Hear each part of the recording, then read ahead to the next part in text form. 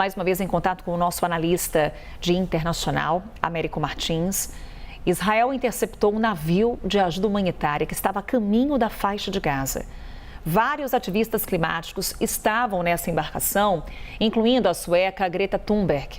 Américo Martins vai trazer mais informações para a gente. Américo, também em termos de reações internacionais e o que justifica Israel para essa interceptação. Pois é, Carol, Israel criou um bloqueio naval a Gaza desde 2007, quando o Hamas tomou o controle político no território palestino. Desde então, Israel tem impedido a chegada de navios na costa desse território palestino, da faixa de Gaza.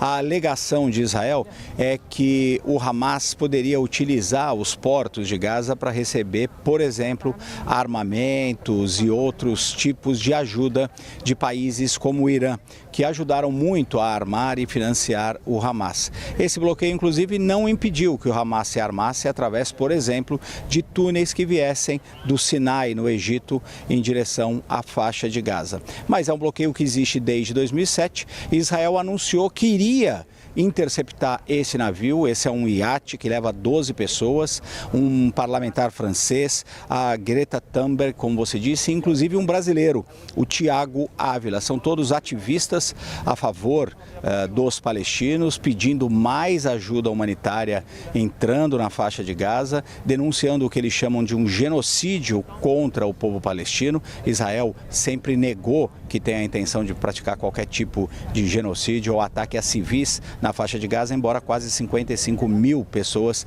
já tenham morrido nessa guerra. Israel havia anunciado que ia parar esse iate, é um iate que estava levando inclusive alguma ajuda humanitária para a faixa de Gaza, mas não esperava-se que eles conseguiriam aportar mesmo nos portos em Gaza. Isso porque os israelenses vêm bloqueando isso há muito tempo e vêm bloqueando com mais intensidade desde o início dessa guerra.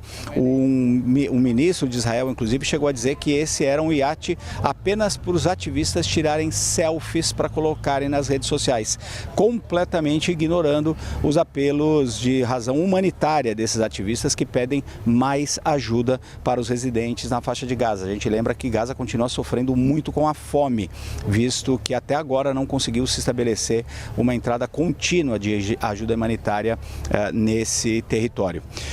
Vários governos do mundo estão criticando essa medida do governo israelense. Eles enviaram a marinha israelense, eles abordaram o navio na noite de ontem, marinheiros israelenses tomaram o controle do navio e, segundo a imprensa israelense, o navio já teria sido levado para o porto de Ashdod, aonde esses ativistas seriam detidos. O Itamaraty foi uma das organizações, o Brasil foi um dos governos que criticou bastante essa detenção do navio, essa interceptação do navio.